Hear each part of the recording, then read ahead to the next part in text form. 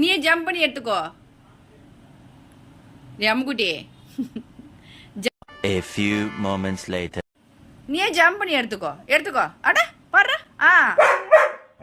ஏண்டி ஏறி எடுக்க மாட்டியா நீ? இங்க இருக்கிறத எடுத்து கொடுக்க முடியல உன்னால. நான் எடுத்து தர மாட்டேன் போடி. நான் எடுத்து தர மாட்டேன். ஏன் உனக்கு ஜம்ப் பண்ண தெரியாதோ பாப்பம்மா?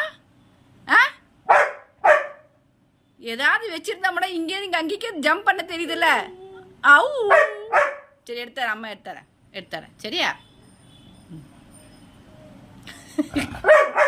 எடுத்துறேன்ட்டு பால் தானே வேணும். பால் வேணுமா சொல்லு. எடுத்துறேன்.